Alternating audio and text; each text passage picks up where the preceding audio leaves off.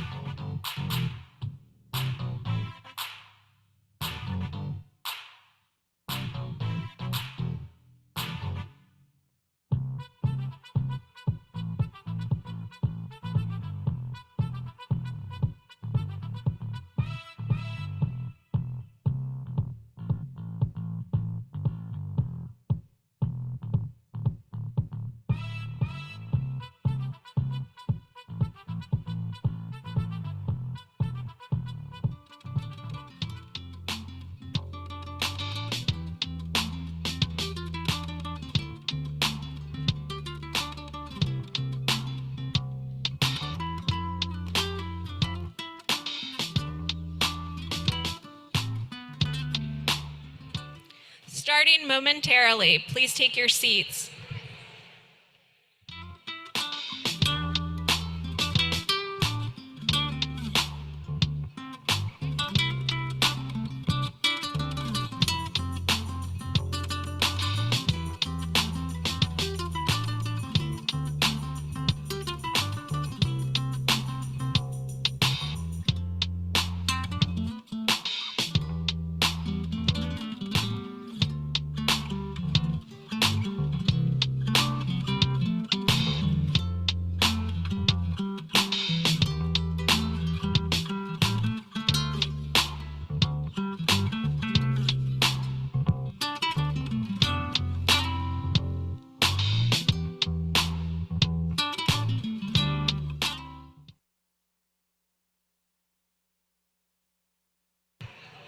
We are starting momentarily. Please take your seats.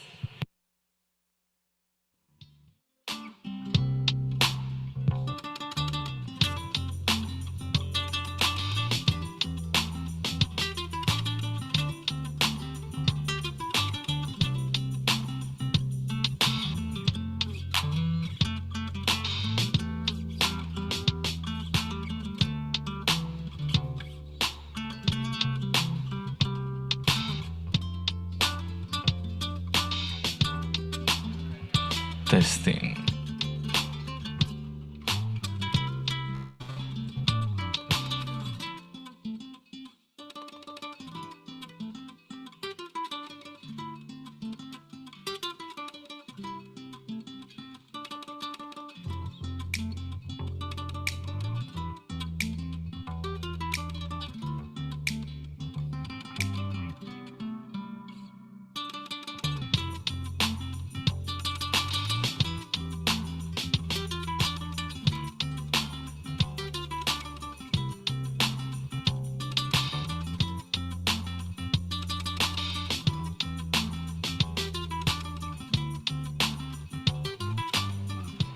Please take your seats.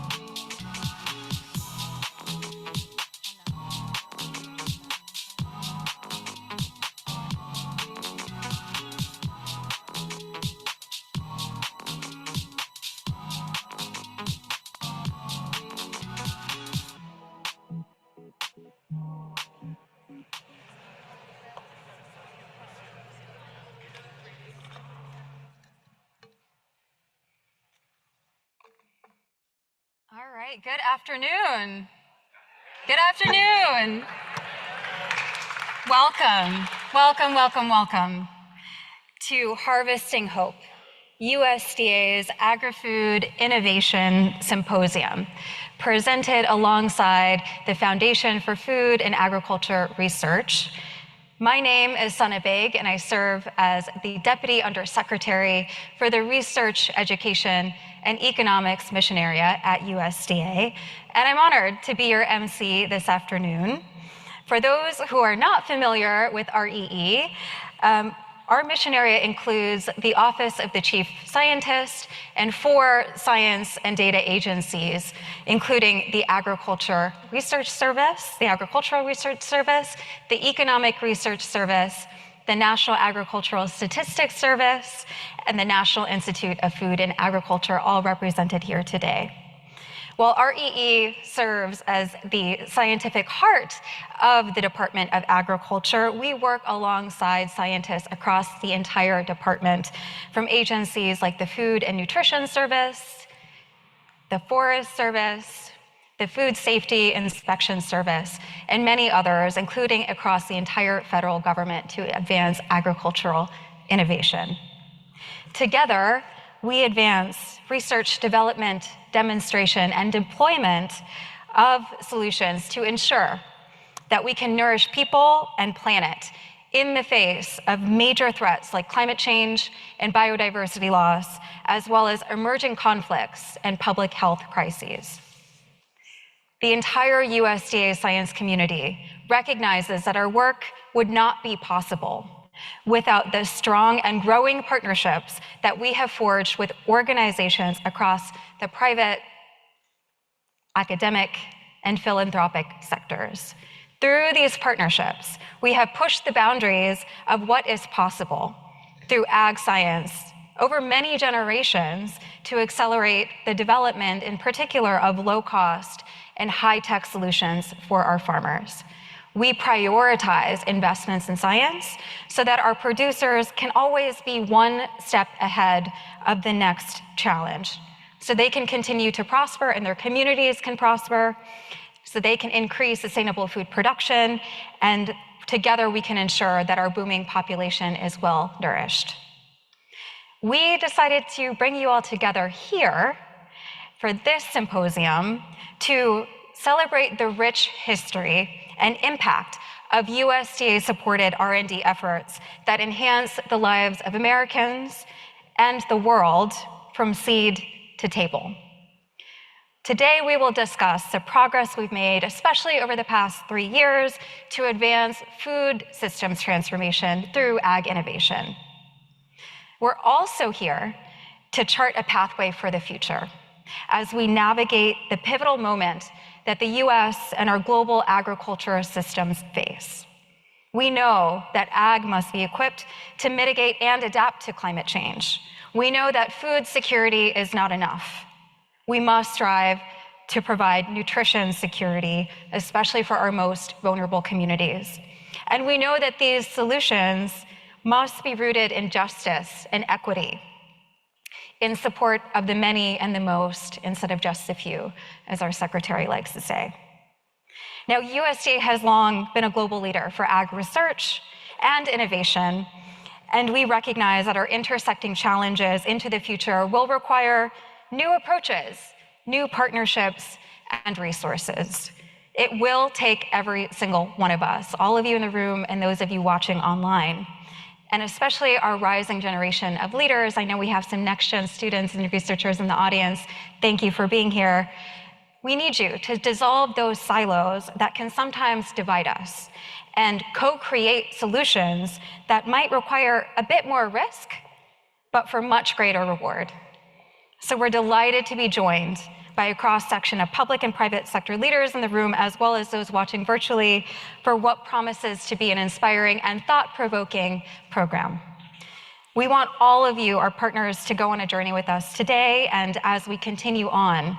As you review our online program, you might have noticed that Harvesting Hope is intentionally designed to promote your participation. So after the plenary, we'll have a brief networking break, and we'll reconvene at 3 p.m. for an energizing set of rapid-fire talks where emerging innovators will share new ideas, approaches, and research to tackle our toughest intersecting challenges. At 4 p.m., we'll be treated to a special performance and chef demo that will tickle your senses through art while simplifying delicious ways to eat for our health and for our planet. The day will end with you having the opportunity to mix and mingle with each other while visiting our innovation hall in the booths around us to taste, touch, and experience USDA science through our research programs and partnerships. Now, we crafted this experience to be different than your typical agriculture, government, or science-focused event. And that is partly because we are announcing a new effort today that is different from ways that we have funded ag R&D in the past. Here to make that announcement is someone that really needs no introduction, but deserves to be recognized for delivering on the most science-forward and innovation-focused policy agenda that USDA has ever pursued. He is a visionary leader who has ensured that our scientific enterprise has been built back better than ever, with a focus on integrating nutrition, equity, and climate across our entire research portfolio. He has also built and empowered the most diverse leadership team in the history of the United States Department of Agriculture to implement the most sweeping recovery, infrastructure, and climate bills in modern history. Without further ado, please join me in welcoming our keynote speaker, United States Secretary of Agriculture, Tom Vilsack.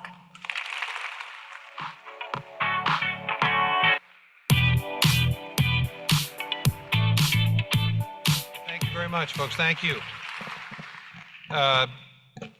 George Bernard Shaw once wrote, some people look at things as they are and say why, while others dream of things that never were and say why not.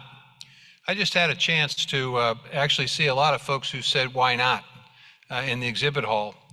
An interesting opportunity to see people who have extraordinary passion, who are trying to address some of the challenges that we face in food production and agriculture. Challenges related to climate, challenges related to the cost of production, challenges related to where we can perform agriculture and who can perform it, challenges in terms of the equity of the history of agriculture, and it's all on exhibit in the exhibit hall there. It's really a phenomenal testimony to the innovative spirit that is inherent in agriculture and food production in this country.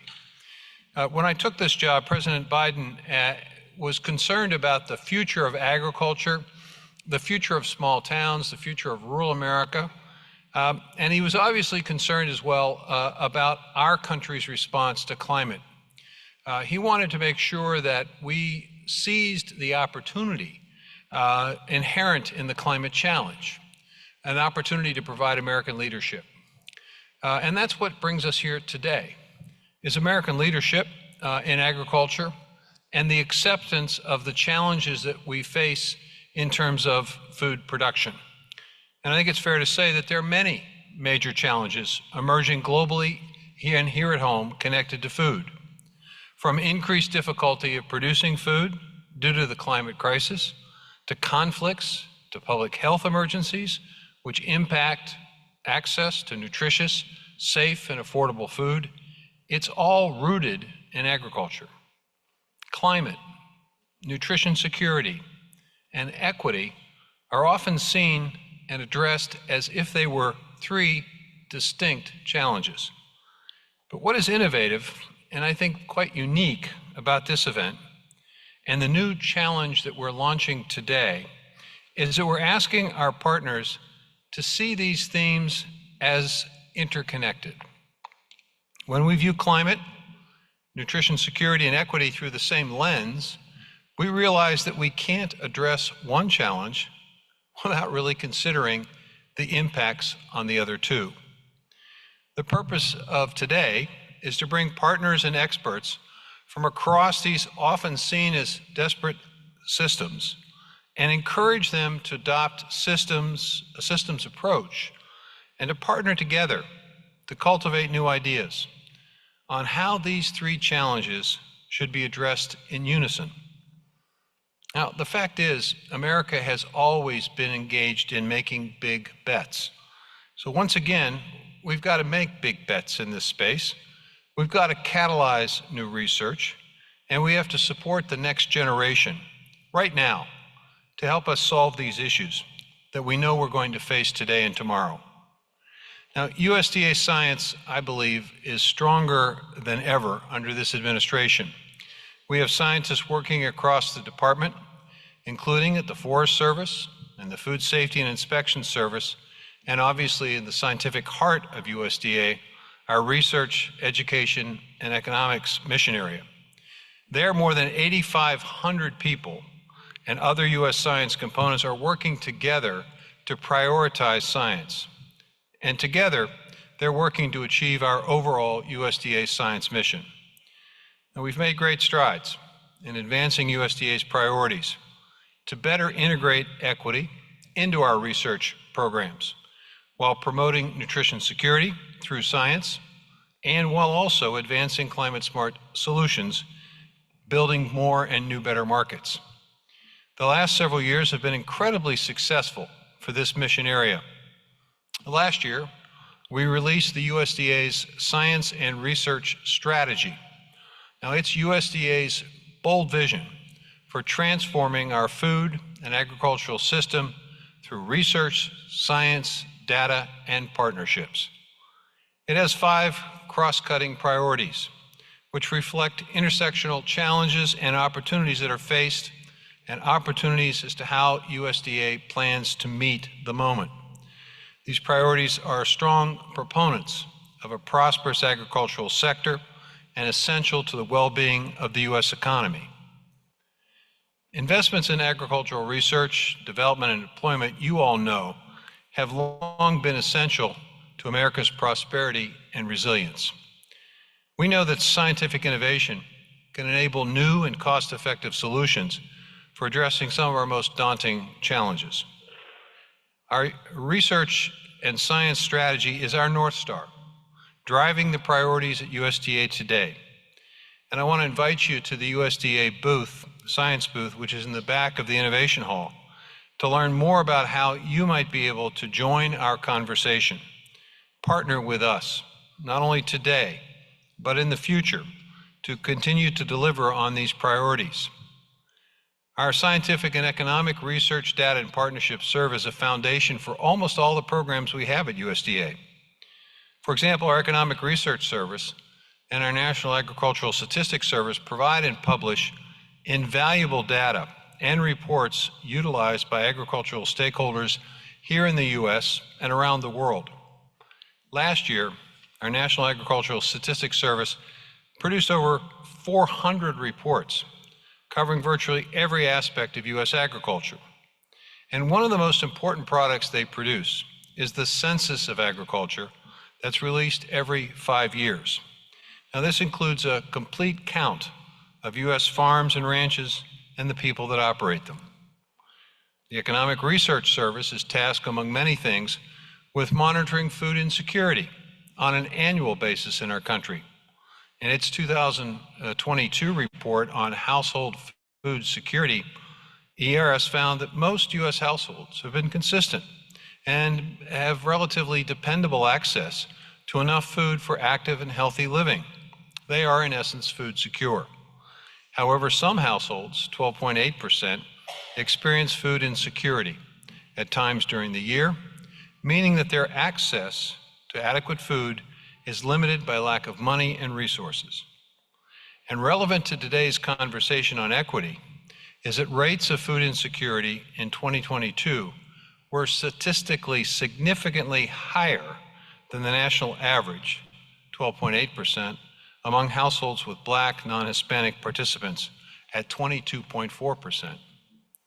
Now, the fact is, this is preventable and solvable. And USDA, in partnership with all of you, has powerful tools, not only to monitor food insecurity, but to advance both food and nutrition security. This is in part what drove us to establish the first Ascend for Better Health Nutrition Hub in partnership with Southern University. Now, this was designed to improve food and nutrition security and reduce the burden of diet-related chronic diseases, especially in underserved communities. Now, this isn't our only advancement in nutrition security. We established 6 new tribal research partnerships that focus on developing seed propagation techniques for culturally relevant crops, which promote an authentic indigenous diet.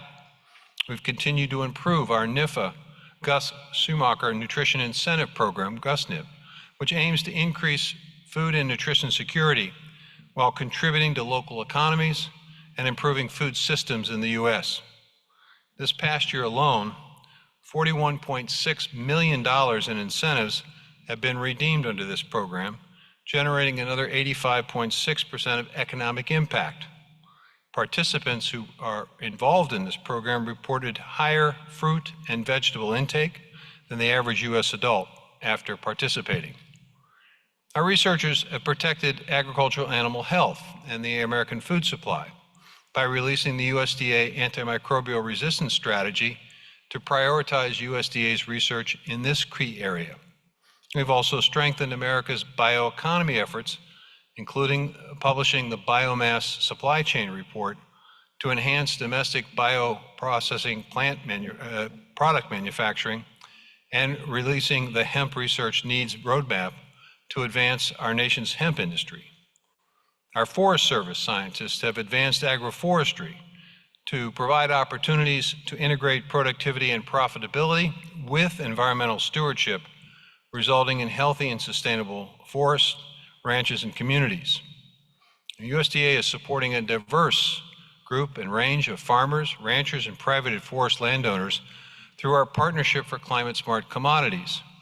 135 contracts have been entered into with a variety of major partners, ranging from major business companies, food companies, commodity groups, environmental groups, and conservation groups, as well as major universities and minority-serving institutions, focusing on creating a new opportunity as climate-smart commodities. This effort is expanding America's market for climate-smart commodities and providing direct, meaningful benefits to production agriculture, including for small and historically underserved producers. Now, there's an exhibit in this room featuring climate-smart commodities from our partners participating in grant projects, ranging from coffee, sustainable livestock and meat, rice, and hemp that you'll be able to experience firsthand in the Innovation Showcase. Also being showcased here in our room is the NIFA-funded university research opportunities. There are, for example, using remote sensing technology and innovative carbon sequestration methods to support soil health by providing real-time updates on soil detection of nutrients, farm management, and increased yields for producers. Our ARS scientists are advancing disruptive agricultural research and development opportunities to advance our goals to prevent food loss and waste. For example, also on display here is a new technology we've developed that leverages isocaloric freezing that preserves food without turning it into solid ice. And when we zoom out to think about our global landscape, we also know that catalyzing investment in climate-smart agriculture and forestry innovation requires global collaboration. That's why in the first year of this administration, we launched the Agriculture Innovation Mission, or AIM for Climate, along with the United Arab Emirates. AIM for Climate has increased and mobilized $17 billion in climate-smart and food systems innovation, with over 600 partners across governments and non-governments, including some of you here today.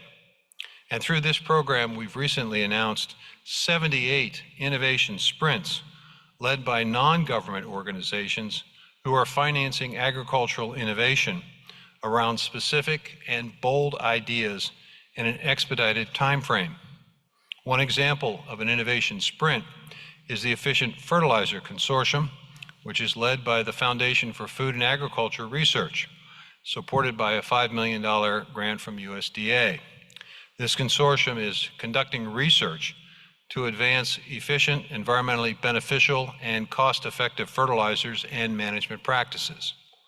AIM for Climate, I think you need to know, has announced its final call for innovation sprint proposals this year, and we invite you to submit your innovation sprints by August 30th of this year. The final cohort of innovation sprints will be announced November at COP29. And last year, we also launched our 11th USDA Climate Hub, the International Climate Hub, which ensures that our investments and partnerships support all stakeholders facing climate impacts globally. As you've heard, USDA is a global leader for agricultural research and innovation, and that's why today's Agrifood Innovation Symposium highlights the department's commitment to high-risk, high-reward research and investments. The agricultural successes of the last 3 years are rooted in partnership and collaboration, both existing and new, to bring the most voices, the brightest ideas, and the best resources together to ensure the future of agriculture. And we're taking a first step to build on these successes while catalyzing scientific innovation.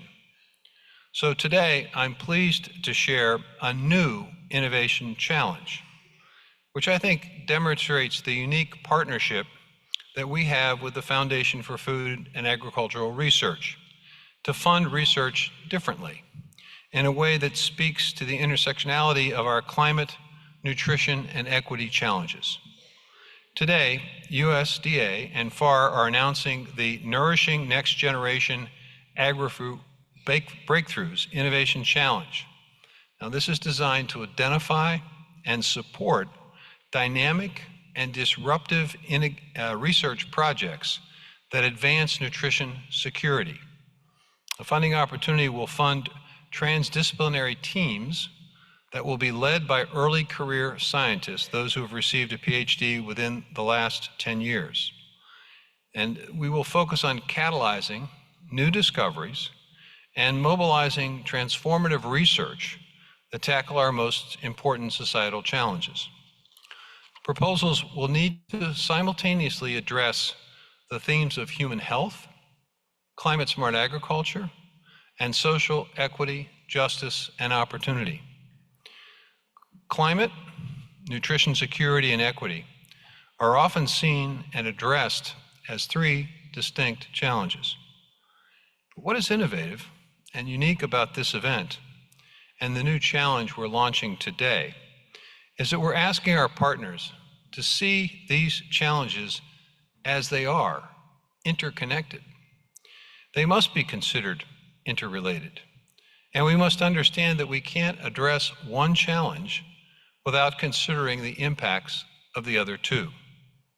Now, the Innovation Challenge will award up to $2 million, with $1 million being invested by USDA's Office of the Chief Scientist, and private sector partners we hope will join us and FAR in this effort.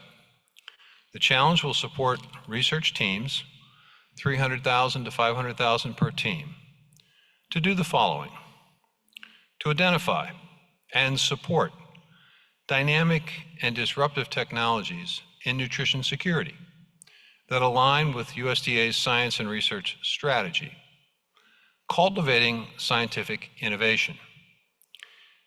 These projects will integrate the themes of nutrition security and human health with the need for food to be produced in a climate-smart way, and addressing the challenges that we face in food access and in food production in terms of social equity, justice, and opportunity.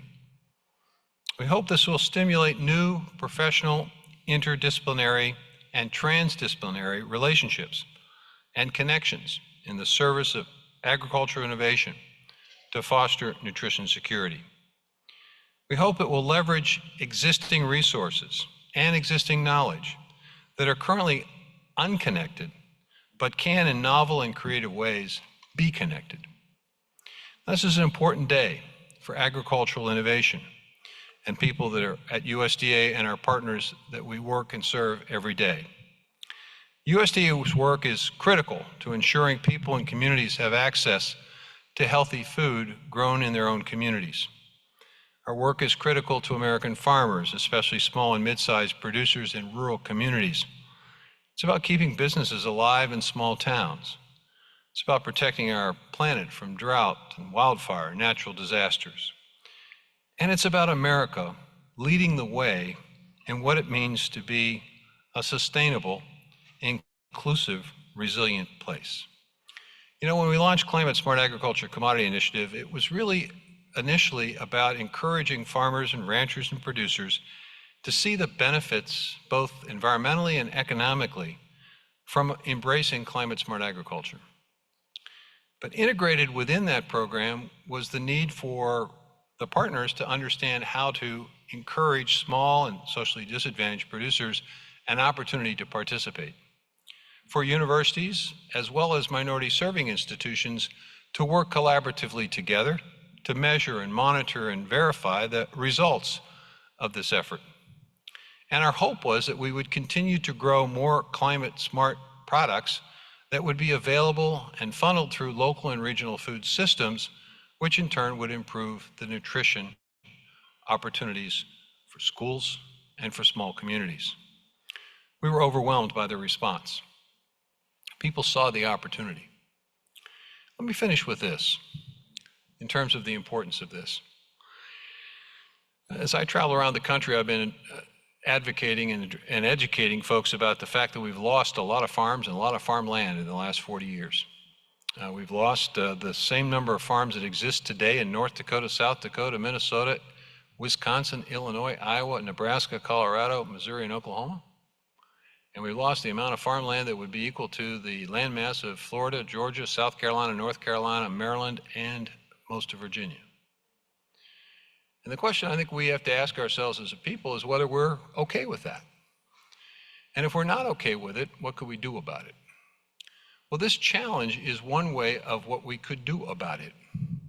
We could challenge ourselves to see how we can integrate the notion of nutrition security, the ability to have access to affordable, nutritious food that will address a multitude of challenges we face from a healthcare perspective. At the same time, doing it in a way that enhances and improves the soil health and the water quality and the environmental impact of agriculture, which in turn allows the United States to become a leader and a lead advocate in the international world and global agriculture for sustainable practices, changing the narrative about U.S. agriculture across the globe.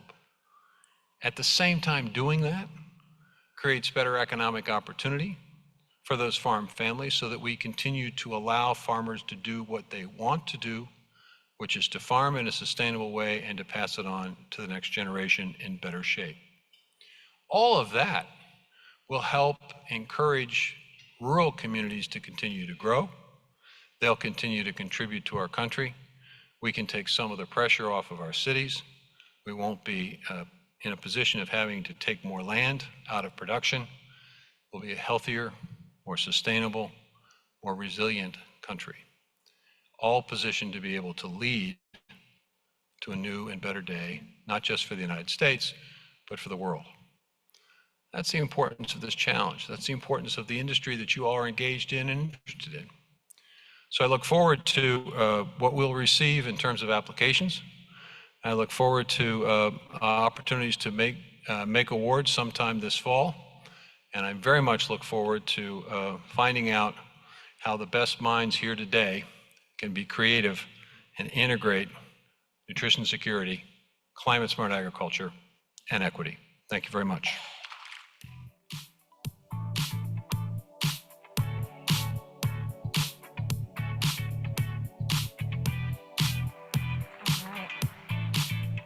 Amazing. Thank you so much, Secretary Vilsack, for both amplifying and advancing USDA's long-standing commitment to funding cutting-edge agricultural research and development. We're honored through our Office of the Chief Scientist, under the leadership of our Chief Scientist, to be partnering with FAR on this brand new innovation challenge And we will do a bit of a deeper dive in that in just a minute. But first, we want to zoom out a little bit to discuss how federally funded R&D has been an essential driver of so many innovations that we take for granted today.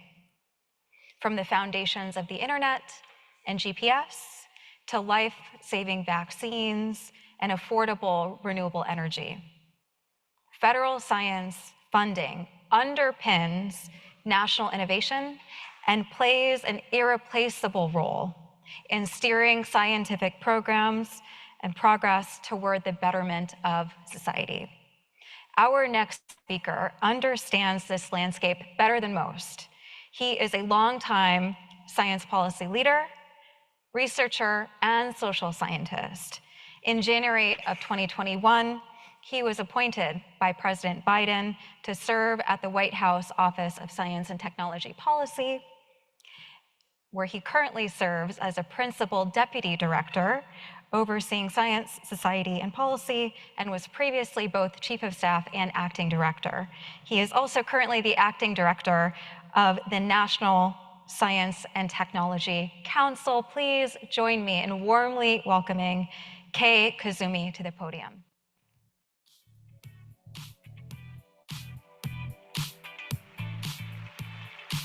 Wow. Good afternoon, everyone. I'm going to echo in this room. Thank you and welcome from the White House. And I want to tell you a little bit about where I am, the White House Office of Science and Technology Policy. You know, at OSTP, our focus is carrying out the President's vision for science, technology, and innovation. Let me tell you a bit about what that vision is. President Biden likes to say that America is the only nation in the world that can be defined by one word: possibilities. And that's exactly why we are all here today, to explore the possibilities ahead if we put agricultural research and innovation to work to improve the lives of all Americans. An important part of the President's vision is the food, agriculture, nutrition, natural resources, climate, and environmental research supported by the U.S. Department of Agriculture. I'm pleased to be here today because the Biden-Harris administration is committed to supporting agriculture's important role in unlocking the possibilities for making progress on so many of our national challenges, including challenges in equity, in climate, in nutrition. We know that these challenges intersect. As an administration, we are committed to harnessing science, technology, and innovation to ensure people in every part of America have access to nutritious food, to provide equitable access to agricultural technologies and innovation to farmers all across this great nation, to support small, tribal, and minority farmers in farming communities all across America, including urban as well as rural farming communities, to tackle climate change through climate-smart agriculture and discovering and implementing nature-based and other solutions for climate resilience, adaptation, and mitigation. I know from history and from my own life that we can do this. We know that since the 19th century, USDA has been supporting groundbreaking research connected to the needs of agricultural communities in every state and territory of these United States. I grew up 400 yards from the cold cornfields of an agricultural extension station and laboratory connected to Ohio State in Columbus, Ohio. Anyone? Ohio? Good. Yeah, and yes, I was in 4-H. In my career, I'm proud of being part of the 2009 launch of USDA's National Institute of Food and Agriculture as a world-leading science agency. You were there, you were there, you were there. And I worked with many people in this room to write the 2014 Farm Bill provision that established the foundation for food and agriculture research. I know we each have our own stories for why this work is important to us. I'm so happy that all of you are here because we know USDA, wonderful as it is, cannot do it alone. The work of agricultural innovation requires all of us: farmers, companies, universities, extension stations, federal laboratories, state, local, and tribal governments, and people in communities all across the nation. I'm a social scientist, and one of my areas is public participation in scientific research and participatory technology assessment and innovation. I'm all about making sure research and innovation include the lived experiences of people affected by science, technology, and innovation through their participation. And we know that when it comes to food and nutrition and dealing with the impacts of climate, that means all of us. The lived experiences of all of us are important to this work of innovation that we're gathered here to discuss today. So I'm happy that this symposium is showcasing public-private partnerships to increase collaboration between government, academia, the private sector, and community members. The White House, the Biden-Harris administration, including OSTP, is with you in pushing forward with investments and collaborations, innovation to build a more sustainable, equitable, and nutritious agriculture future for all of us in every part of America. And thank you, and now let's start this harvest of hope.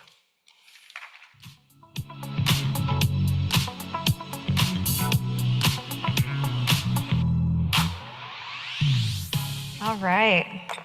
Thank you so much again to Deputy Director Kazumi for bringing greetings on behalf of the White House and the President, and especially for his longstanding and outstanding science leadership on behalf of our nation.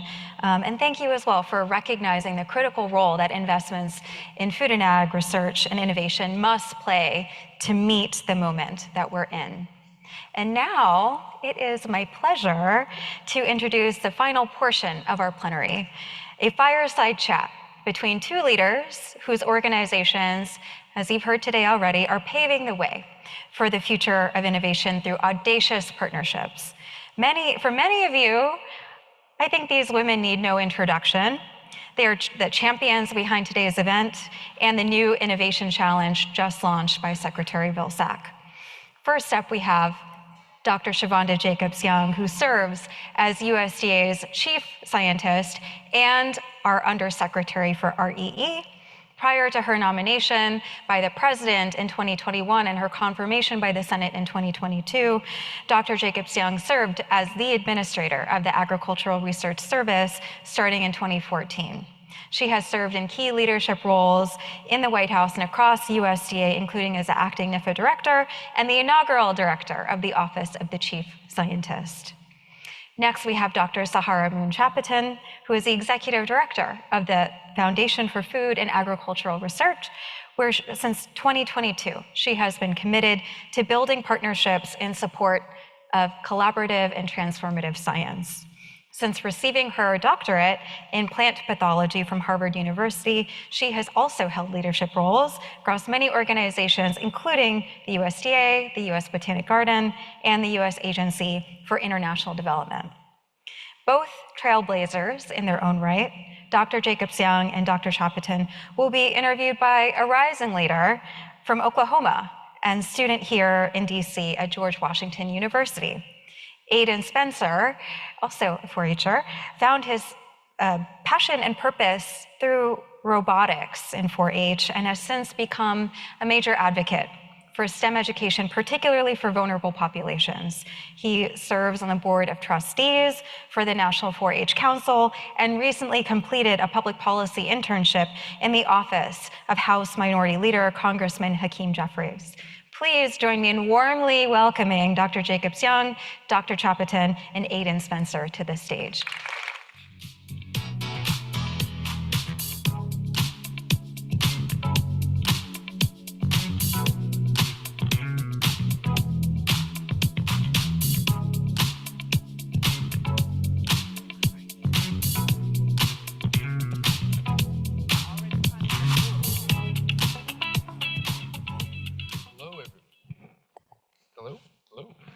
Can anybody hear me? All right, there we go.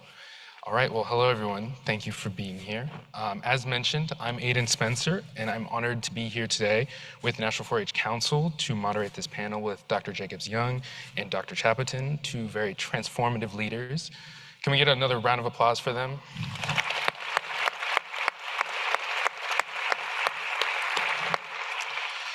I am very thankful that 4-H and the USDA has invested in me to be here today.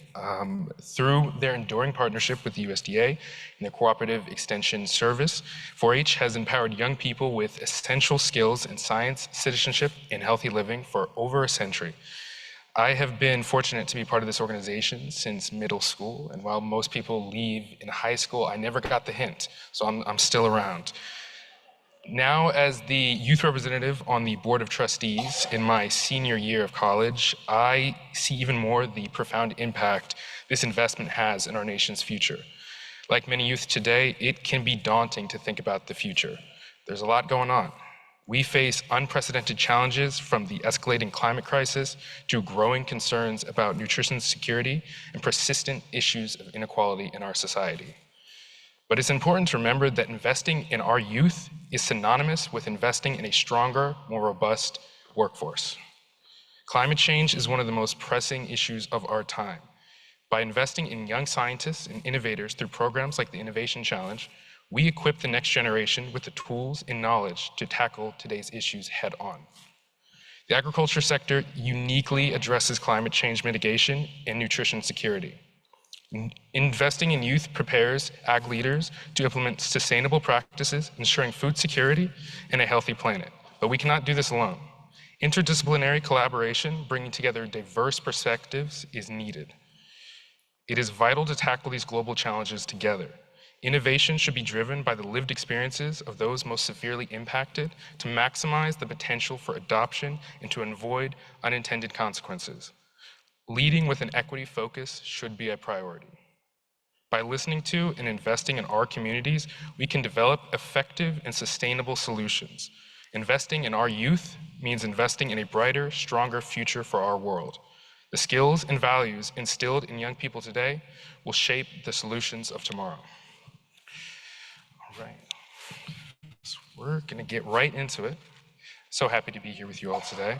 So based on your vision, what types of research and innovation do you hope to fund through the Innovation Challenge, and what is its intended impact? Well, thank you. First of all, thank you for being here, Aiden. We really appreciate you participating in this event, and thank all of you. I don't think the Secretary and Kay could have just really excited us more about this venue, about the opportunities that we have today. I'd like to take a couple of steps back and just share that through my partnership with FAR, it's been over 10 years now. I can't even believe it. Dr. Silverstein from ARS and I had an opportunity to go to LA and participate in the X Prize.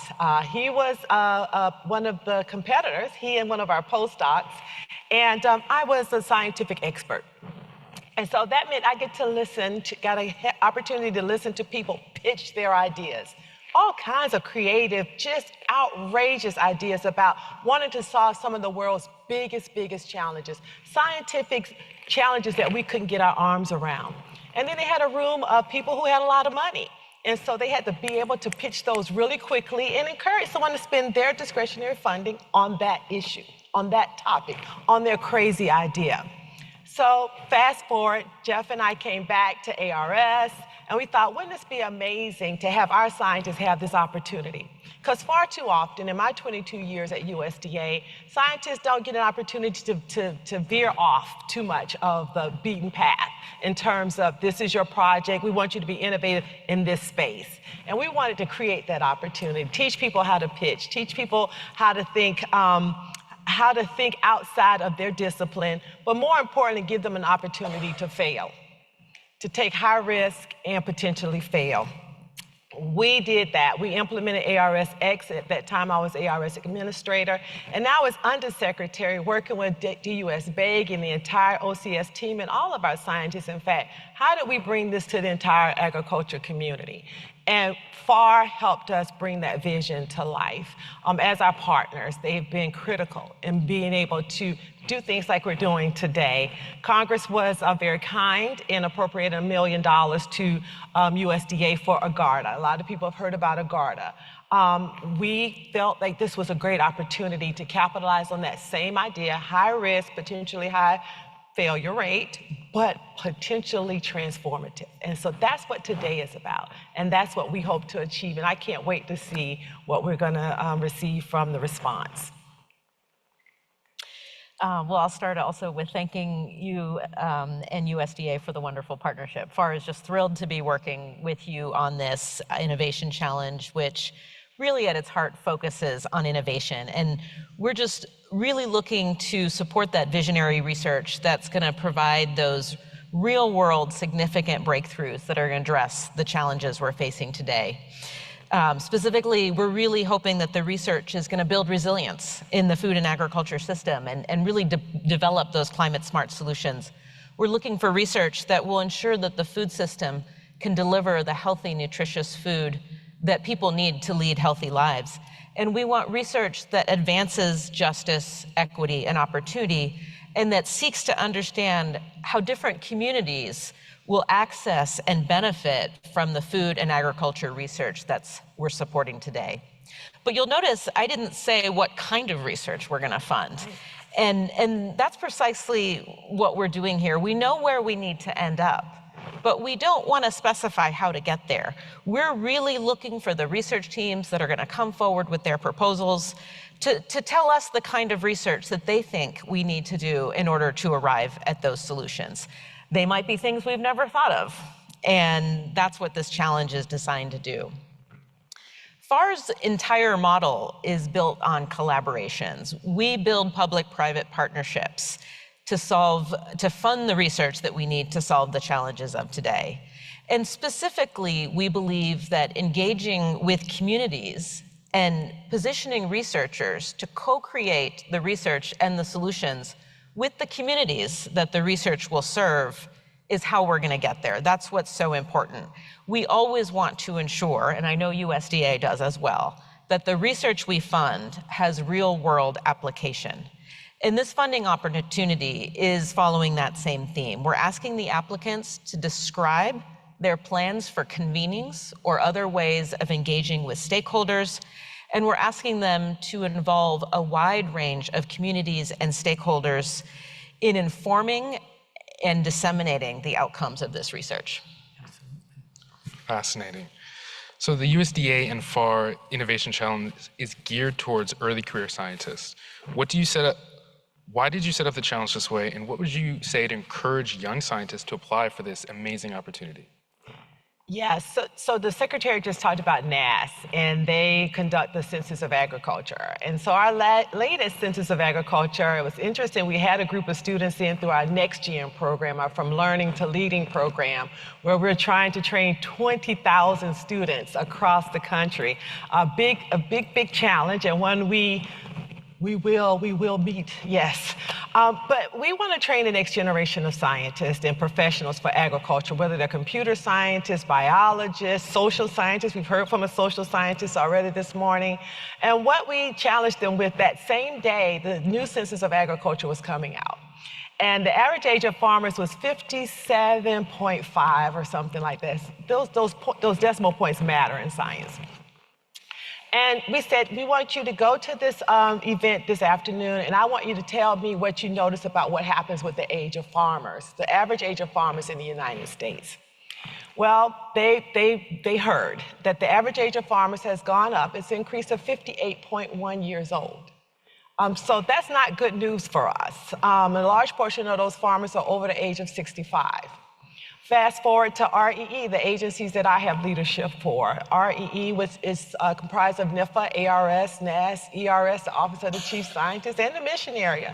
But currently today, 1,500 of those employees are eligible to retire. And so think about your own organizations. You may be faced with the same situation. We have an imperative to train the next generation. And I believe if we work with new scientists or professionals that are under 10 years, because that could be any age, right? Because I wanted to get some interpretation on that.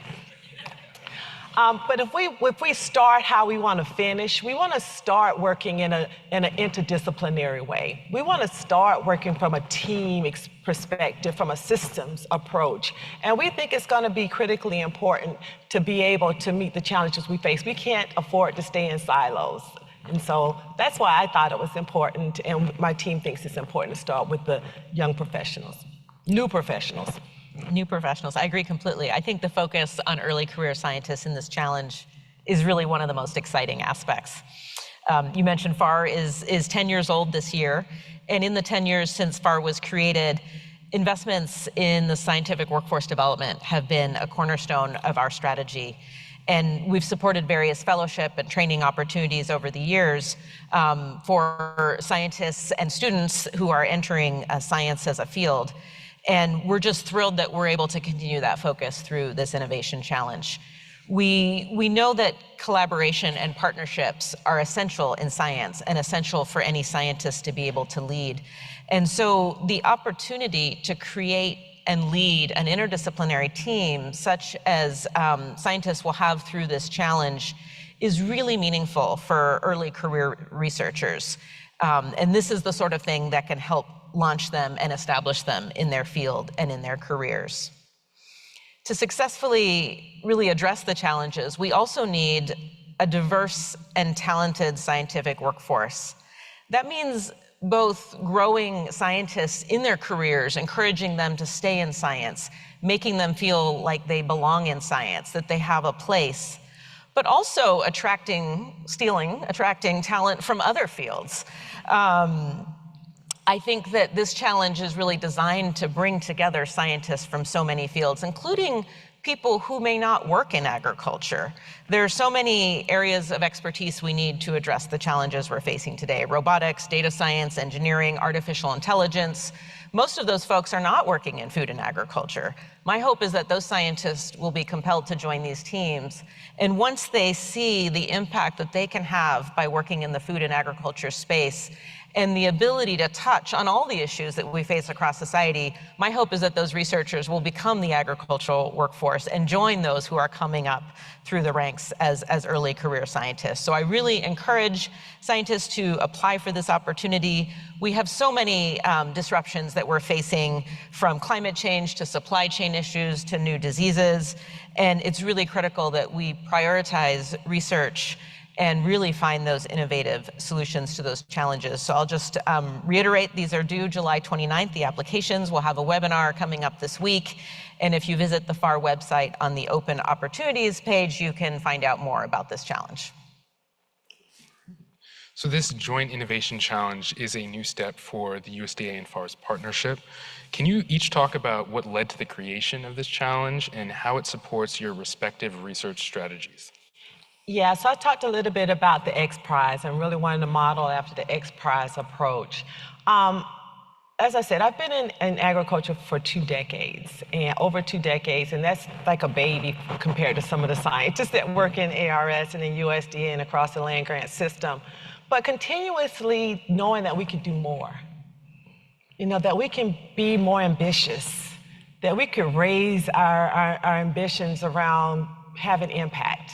We're consistently fighting for more resources for ag research. I mean, I'm a broken record. I'm sure most of you are on a broken record about how we need more resources in ag research because we have done so tremendously well with what we've received. Just imagine what would be possible if we were to secure those levels of resources. I'm passionate about nutrition security because let's remember why we're doing all of this. We know that currently around the globe, over 800 million people don't have enough to eat. Nutrition security is a problem. We saw in our own country how vulnerable people who are not nutrition secure are.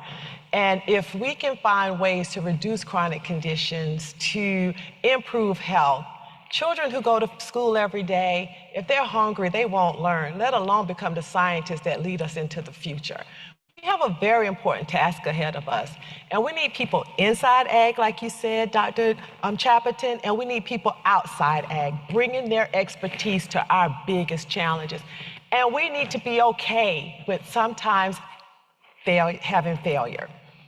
But if we set up an ecosystem where people must succeed on every project they do, they won't take the risk we need them to take in order to think big and make big bets. And so this innovation challenge is about giving people an opportunity to spread their wings, to push the envelope. And then more importantly, Secretary mentioned our science and research strategy. Translate that research into action. Your success is not a peer-reviewed publication. I'm sorry, scientist. We need that into the hands of the people that need it. Exactly. Um, FAR is thrilled to partner with USDA on this, and it really is an opportunity to build on a long and meaningful partnership. The Secretary mentioned the Efficient Fertilizer Consortium, another collaboration with USDA and the State Department. And this challenge really came out of that shared desire to both support those early career scientists, to help launch them into their careers, and to really find those bold solutions to address some of the major food and agriculture challenges that we're facing today. And then this innovation challenge is also an opportunity that aligns with both of our strategies. The department released a science strategy this year. Last year, FAR also released our research strategy last year. And both of those focus on innovation, on the development of food and agriculture leaders. And that really led naturally to the creation of this innovation challenge to ensure that in addition to all the fantastic research our two organizations are supporting, we're pushing the boundaries and we're, as you said, being willing to fail and really ensuring we're investing in that research that will lead to those transformative discoveries. And then even more specifically, the opportunity to foster those transdisciplinary teams to pursue those unconventional ideas is just such an exciting opportunity. You don't know what you will get when you bring together people from so many different fields and you have them focus not just on one thing. Don't just go out and solve the climate crisis. Don't just go out and find more food or more nutritious food, but really think about the connections between climate, between nutrition security, between human health, and between equity and justice. FAR has a track record of launching innovative challenges and prizes. We have funded the EgTech Prize, which addresses a major challenge at the heart of animal welfare and animal production in poultry. We launched Ag Mission, our signature climate initiative, which brings together farmers and scientists to design the research and implement the research and adopt the findings that will lead to net zero agriculture. So fundamentally, I believe, I'm passionate about this, that agriculture research really has the potential to increase farmer resilience, to improve food production practices, to protect the environment, and to deliver the nutritious food that we all need to stay healthy. So right now is the time to act, and I'm excited to see what comes of this. Well, I think those are all the questions we have today, but thank you both so much for being here. Can we get another round of applause for them? So I'm going to close this out. So Aiden, we want to thank you for being our moderator today, and we hope that we'll see you in USDA.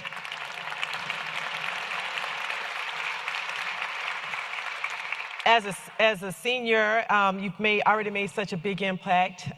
Thank you for your leadership in 4-H, helping us with our challenges that we have with training the next generation of ag professionals. So we wish you all the best in your senior year.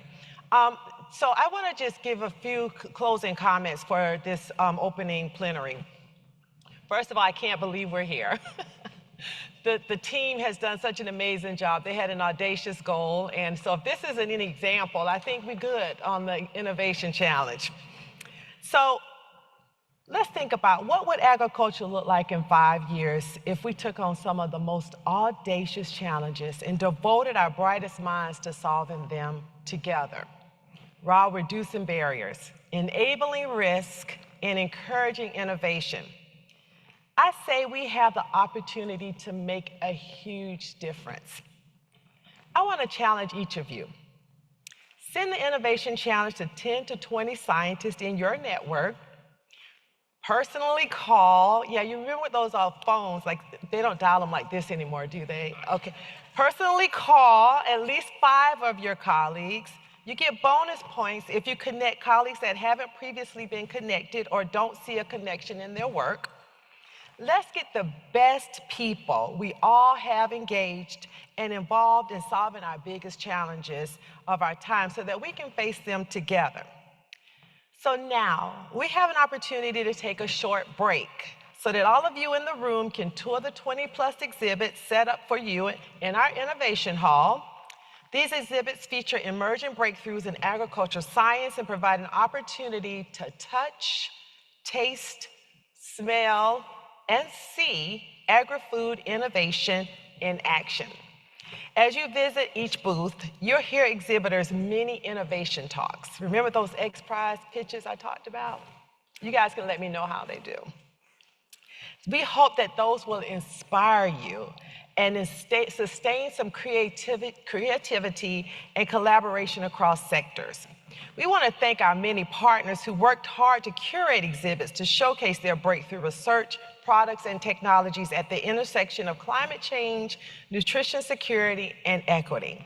So please take the next 20 or so minutes or so to peruse the booths, grab a refreshment, and strike a conversation. How about this, with somebody you don't know? I know scientists, oh my God. Our program will resume exactly 3 p.m. Right? Sana, DUS Beg is somewhere. She's going to keep us on task. And so I can't wait to see you in the exhibit hall and to see you at the next session. Thank you so much.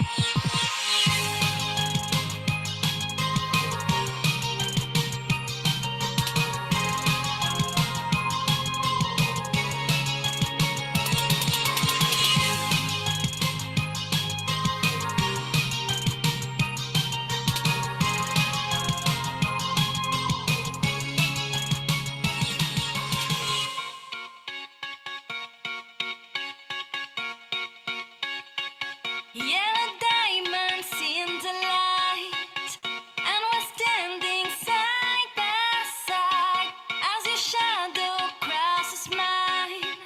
What it takes to come alive. It's a way I'm feeling, I just can't deny. Well, I'm gonna let it go. We found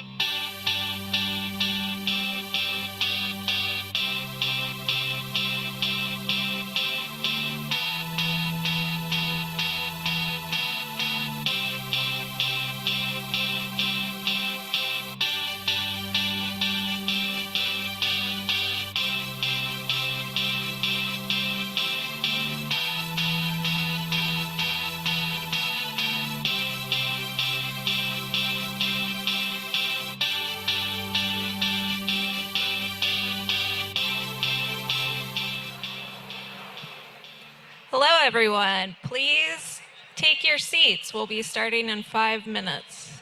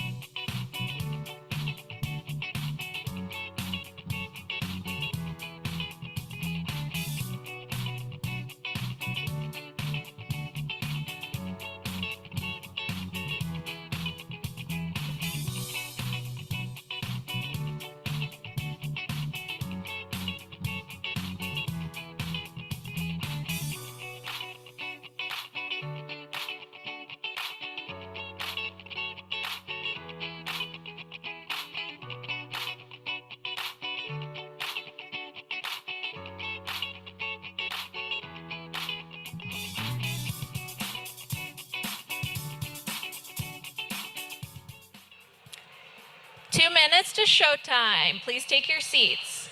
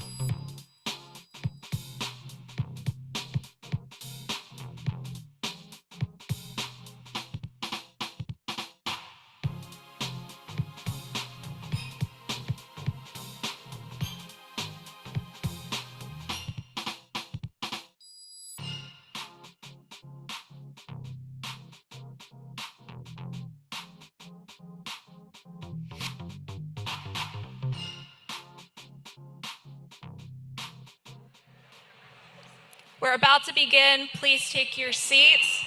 And if you could silence your cell phones, we would appreciate it. Thanks.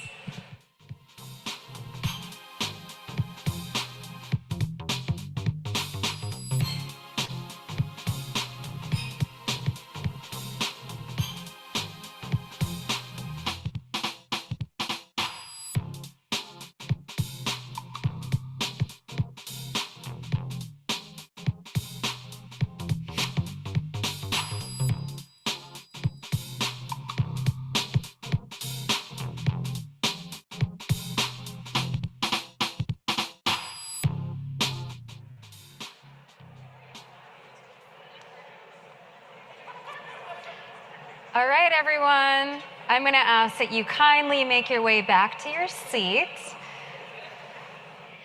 I know it's hard to walk away from the beautiful food, conversation, but we have a really, really thought-provoking segment coming up for you next. We'll give it a minute or two.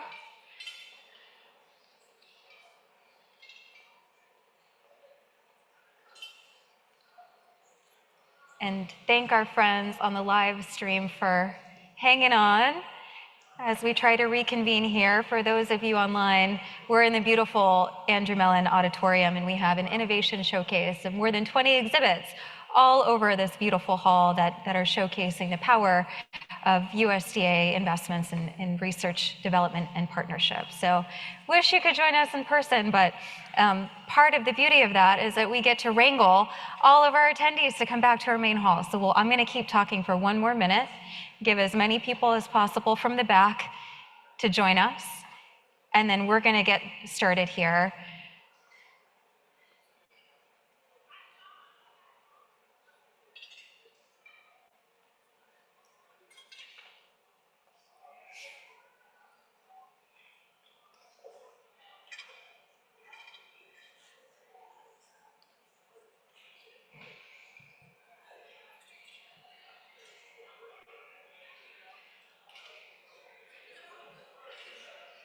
All right, I am thinking we're at critical mass, and I welcome you back. I hope that you had enough time during the short break to spark a few good conversations and get recharged for this next session. I want to ask, by quick show of hands, how many of you talked to someone new here today? All right, the majority of you, awesome. Well, I hope that you'll continue that conversation as we get toward the later end of our program. We'll have another opportunity coming soon. Don't let that slip you by. But now, over the next hour, we are going to showcase rising science and technology leaders that are pushing the envelope toward more resilient agri-food systems, particularly, as you have heard now multiple times, at the nexus of nutrition security, climate-smart agriculture, and justice and equity. During this inspirational discussions of emergent agriculture, or IDEA showcase, we love a good acronym in government, you'll hear from 4 speakers who are approaching these issues from very different but complementary angles. But first, to set the stage for our IDEA showcase, we are honored to share a brief message from Dr. Carrie Fowler, who is currently the U.S. Special Envoy for Global Food Security. Dr. Fowler's long-standing contributions to seed conservation and crop biodiversity, including as one of the founders of the Svalbard Global Seed Vault, also known as the Doomsday Vault, earned him the title of the 2024 World Food Prize laureate. Let's go ahead and cue up that video for you. Hello and good afternoon. Thanks for letting me join you just for a few minutes. I wish I could be in person. Unfortunately, I can't be. The topic of agricultural research and development is pretty near and dear to my heart, and it's a critical issue for all of humanity at the moment. If you look at some of the recent reports that have come out, some of the recent estimates, including from the International Food Policy Research Institute, you'll see that there's quite a possibility that we're going to fall short, perhaps even fall far short of meeting food demand in 2050. We have climate change and a number of other issues that are proving to be obviously pretty powerful headwinds. And if you look at the recent studies on total factor productivity, which is a measure of the efficiency that we bring to the job of producing food and the sustainability of doing it, then you see some more troubling signals. And I think what this indicates is that we're not in a business as usual situation. We can't approach our agricultural research and development as if we simply need small incremental gains. In fact, what we're really looking for, and I think what the data is showing us, is that we need to be promoting more transformational gains in agricultural productivity. When I think about what Norman Borlaug said in 1970 when he won the Nobel Peace Prize, he said that, well, the Green Revolution is great. It buys us about 30 years of time. That was 54 years ago. What this means, I think, is that if we're going to think in more bold and ambitious terms, we need to make some big long-term commitments to agricultural research. We in the State Department have pioneered a program along with the African Union and the Food and Agriculture Organization of the UN that we call the Vision for Adapted Crops. I think that's an example of how we can begin to think in big, bold, sustainable ways and look at the entire issues around food systems. Of course, we in the State Department don't actually run agricultural programs, and we don't have projects in the field, but we do have a global reach, and we do have a lot of contact with other governments, with institutions, with philanthropies, with the private sector. We have convening power. The USDA has that. It also has a lot of technical expertise, and what I would submit to you today is that working together, the USDA and the State Department make a really powerful team to bring expertise and diplomacy to bear on the problems that face food security, and in particular on the need to invest in agricultural research and development. Thanks for your time today.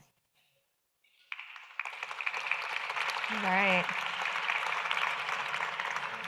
We want to thank Dr. Fowler for his important work and his reminder of the urgent need to promote transformational solutions through partnerships and long-term investments in public ag R&D. And now I'm really excited to get to introduce you to a couple of breakthrough speakers, scientists, technologists, finance experts that are going to wow you with some of the work that they're up to on the cutting edge of agriculture and technology.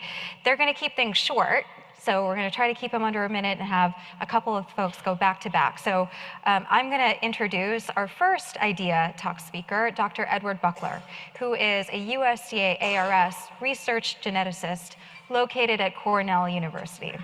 He is recognized as a leader in the integration of quantitative and statistical genetics with genomic approaches for maize and other crops. Dr. Buckler's group has led the largest public genetic mapping effort for any species, providing key insights into genetic diversity, the genetic architecture of complex traits, and the genes controlling numerous traits such as nutritional content. He was the recipient of the inaugural National Academy of Sciences Prize in Food and Agricultural Scientists. Today, Dr. Buckler will talk about his latest research using plant genetics and machine learning in combination with researchers across the entire agricultural system to improve nitrogen systems in terms of efficiency and environmental impact. Please welcome Ed Buckler to the stage.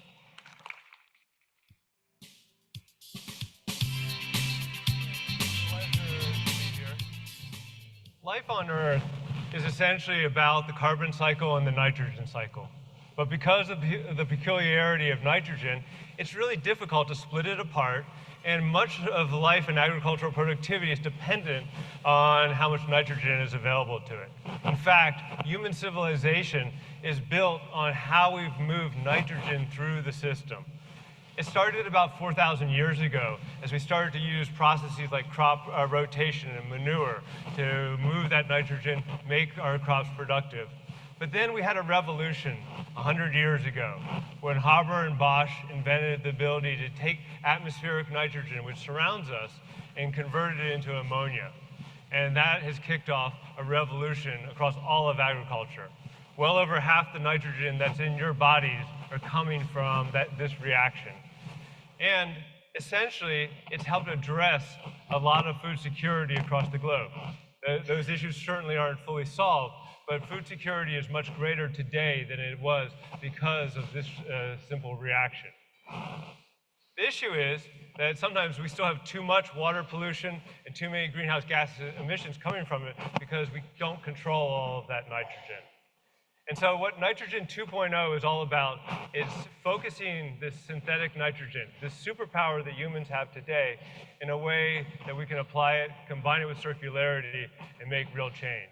So let's start with where our current system is in Nitrogen 1.0. Essentially, in the case of the US, that nitrogen allows us to have 3 times as much nitrogen as we normally do in our system. And that's allowed us to have about a 7-fold increase in the total yield through that system. But we lose, just on our croplands, about half the nitrogen. A lot of it has to do with the timing of when the fertilizer is available in the natural system and when the crops take it up, these annual crops take it up. We lose another 10% of that nitrogen because for a lot of those crops are going to fiber or biofuels where they don't really need the nitrogen. We then take some of those crops, of course, we apply them in making bread and other fermentation-based projects, essentially letting microbes convert that into more proteins that we can digest. And then we take most of the rest of the crop and give it to our livestock. And we lose another 23% of the nitrogen there. A lot of it is because that crude plant protein that's in, that our plants are produced isn't particularly balanced or digestible by our livestock. The last element is that essentially where manure is produced isn't the same place that it needs to get back to where our crops are being grown. And so essentially we're not very efficient at moving that nitrogen back to where it comes from.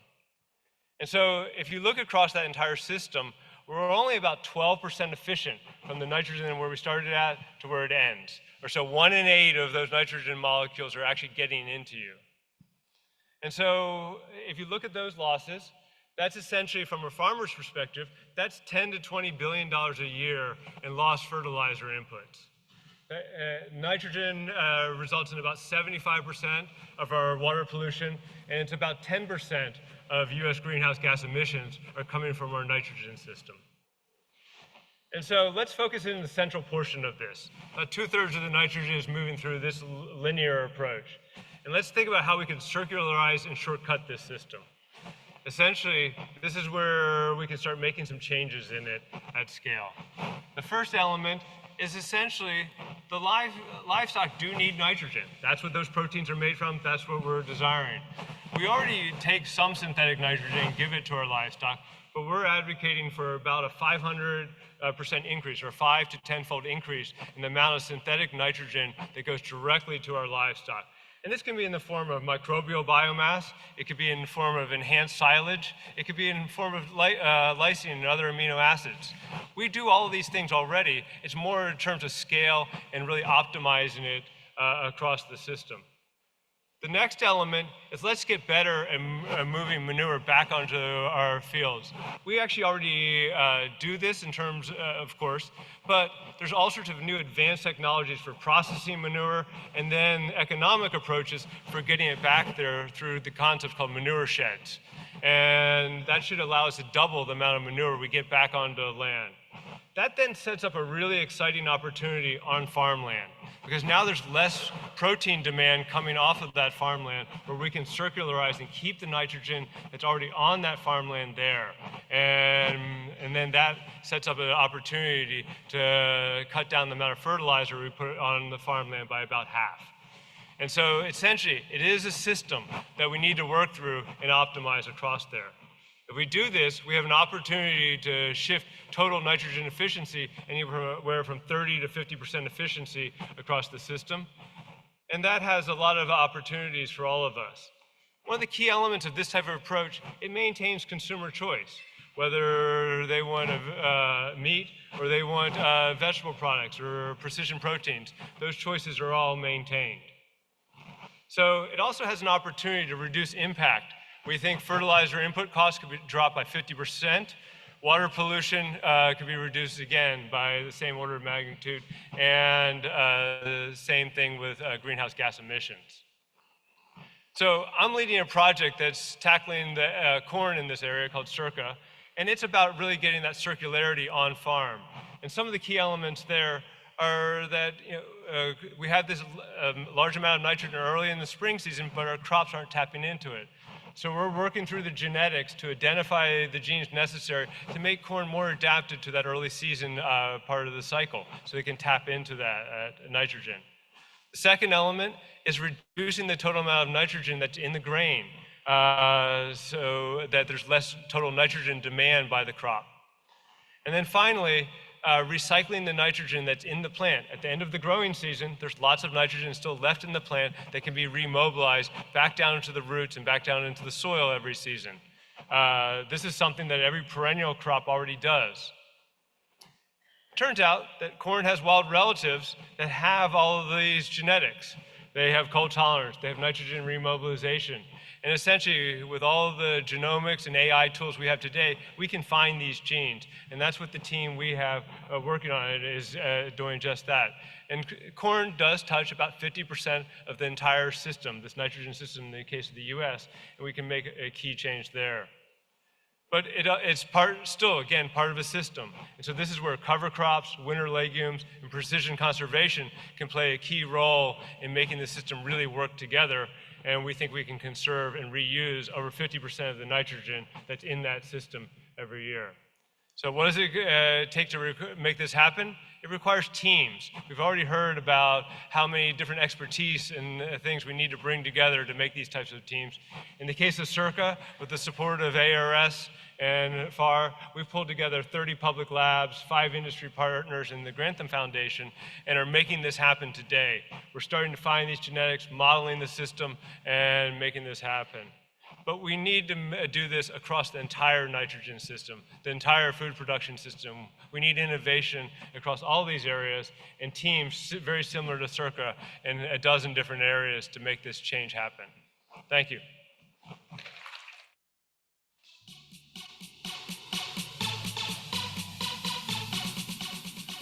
Thank you very much, Dr. Buckler, for kicking off our first Idea Showcase talk.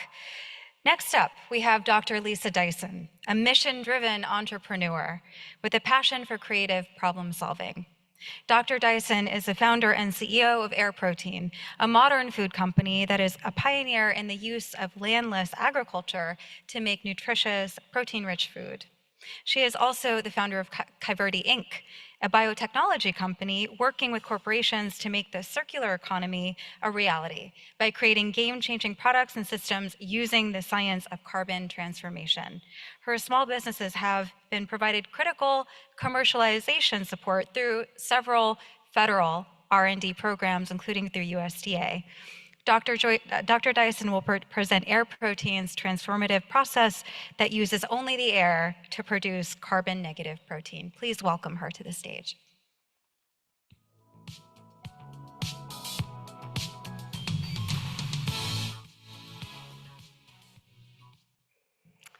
So in 1898, Sir William Crookes, he was a famed chemist, and he was elected into the British Association for the Advancement of Sciences. And in his inaugural address as president, he looked at the room full of scientists and innovators that were there for his inaugural address, and he gave a bleak outlook of the 19th century farmer. And he talked about their struggle to maintain crop yield. And the main problem was the lack of a source of multiple sources of nitrogen-based fertilizer. And so he looked out on that room filled with scientists and innovators, and he said, we have a challenge. We have a challenge before us because we're surrounded by nitrogen. We're all breathing it in and out right now. But the process for getting that nitrogen into the soil, it takes too long. And we need to figure out how we can quickly turn nitrogen from the air into fertilizer. So his question was, how can we pull fertilizer, essentially, out of the air? And so with that charge, the race was on. And many innovators and scientists began working on the problem, and a lot of new innovations came out of that. But ultimately, it was Haber who developed a way of making, pulling nitrogen out of the air. And it was Carl Bosch who figured out a way to scale that. And so this is known as the Haber-Bosch process. And so they were successful at doing that and scaling that. And this has been called by many one of the most important scientific innovations of our time, of humanity really, because it is estimated that we would need potentially 4 times more land to make the amount of food that we make today if it weren't for the Haber-Bosch process. And it is also estimated that about 50% of the nitrogen that's in human tissue comes from the Haber-Bosch process. So we're all benefiting from that invention. So during the time of that speech, there were about 1.6 billion people on the planet in 1900, and the population has exploded. And today there's over 8 billion people on the planet. And it doesn't stop there. Of course, we continue to have children. So it's estimated in the next 20 to 30 years, there's gonna be a couple more billion people, 10 billion people on the planet. And with the way that we make food today, there's a number of issues that we're facing, everything from topsoil degradation to ecosystems collapsing, as it were, as we're trying to expand the amount of land that we use. In fact, today there's an estimated that we have cleared an amount of land the size of South America and Africa combined. We've heard about the climate issues associated with that. The food system contributes more greenhouse gases to the environment than the entire transportation system. So there's a number of things that we're trying to address as we continue to grow in our populations to feed people. And so the question is, as we go from 8 billion to 10 billion people, how do we do that in a way that doesn't break the planet, essentially? So we have to innovate, essentially. And if you're gonna innovate, then you have to think outside the box. And we went to some people, essentially, that have to think outside the planet.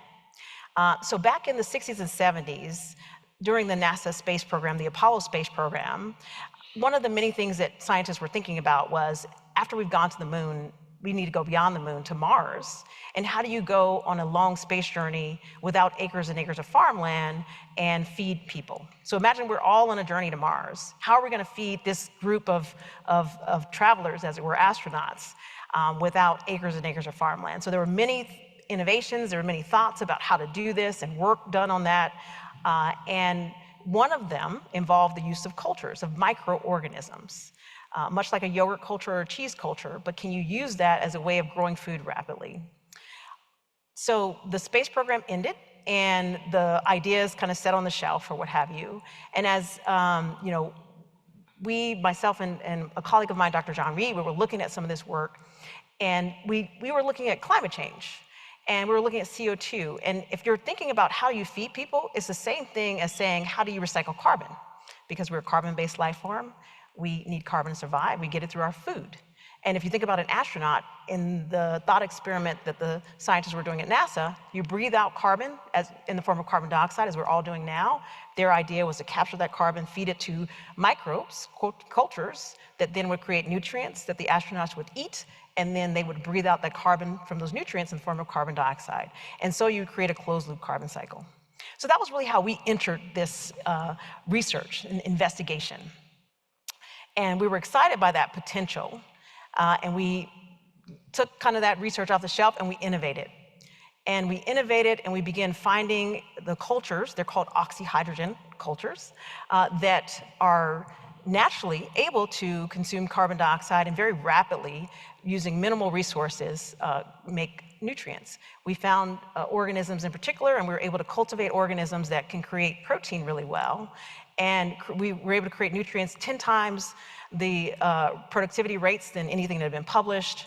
We were able to innovate on bioreactor design, fermentation facilities design, bioprocess design, lots of different things. And we created a process that we call air fermentation. It's like the fermentation of old, the fermentation that we're all used to make beer or wine or cheese or yogurt, but it involves the use of elements of the air, water, and energy as its input. And here's our team. You can see here, we have a facility in San Leandro, California, near Oakland. We call it the Air Farm. So here are our air farmers that are working on scaling this way of making nutritious, protein-rich ingredients using elements of the air, water, and energy.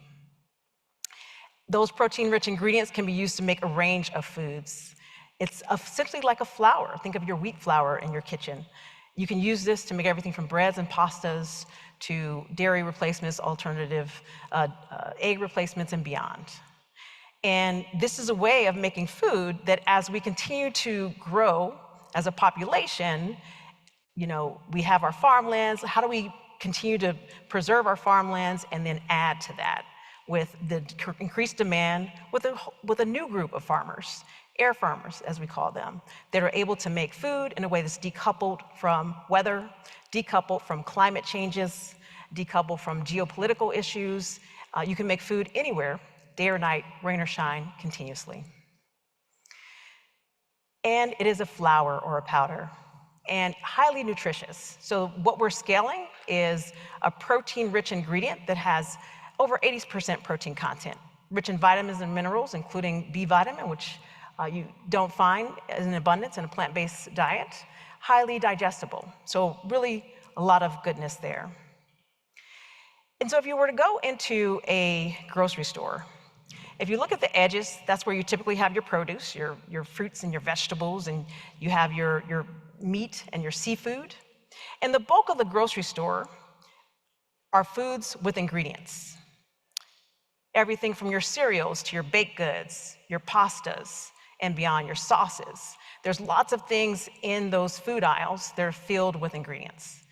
And food manufacturers are constantly looking for ingredients that are economically attractive, that allows them to be able to sell their food at a good price for the consumer, and that have high performance. Meaning, if I'm gonna make something that I might need something like an egg quality that's fluffy, that makes my baked goods fluffy or what have you. I might have something that holds water really well to give a moist flavor when I'm making my food. So different properties of these different ingredients. And then increasingly, food manufacturers are looking for ingredients that help them with their carbon footprint. Many companies are having net zero commitments, and how can we bring ingredients in that, are they gonna help us with the net zero commitments, or they're gonna harm us, is the question.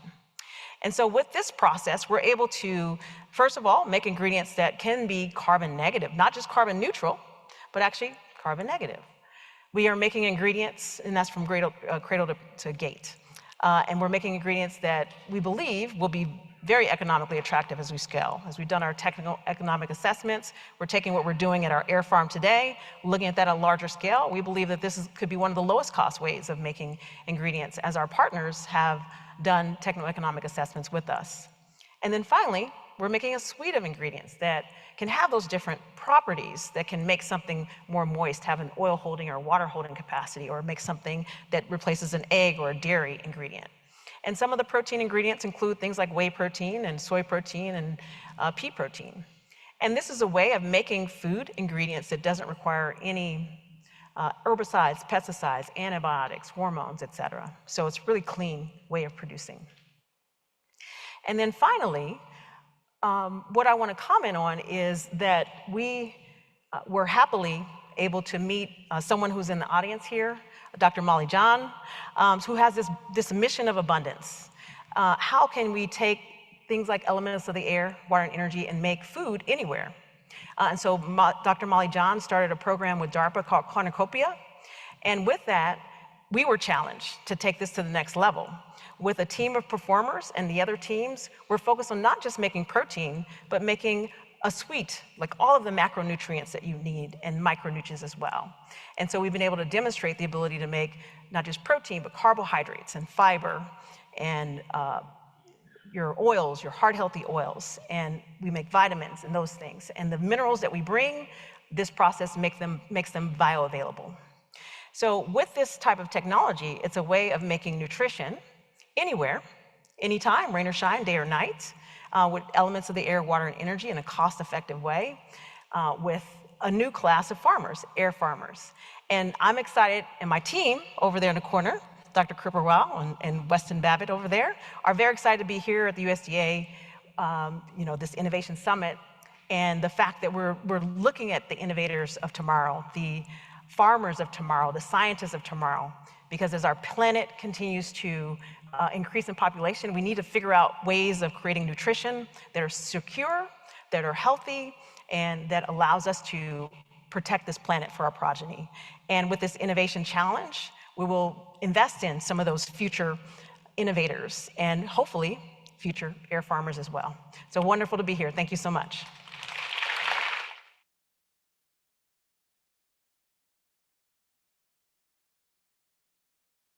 All right, I told you we were pushing the envelope on the future of ag innovation in support of the many and the most. I actually had a chance to serve on a panel at the Consumer Electronics Show, one of the biggest tech shows in the world, with Dr. Dyson, and I was inspired by her story, as well as the fact that she could really connect the dots between agricultural R&D funding, our support for commercialization, and pushing forward bold ideas through a startup ecosystem. So we thank her for joining us, and I'm excited as well to introduce our next speaker, Leanne Gluck, who is passionate about the intersection of regenerative agriculture and manufacturing technology to improve soil health, farmer efficiency and profitability, and produce quality. Leanne is the head of education innovation at PharmNG, where she and her colleagues reimagine farm tools with automation, sustainability, and accessibility in mind. She is also currently building a model for a farm of the future, a living lab focused on the intersection of regenerative growing practices and democratized and emerging technologies. Leanne will describe how innovative technology can create positive change within our food systems and for the producers that power it. Please welcome her to the stage.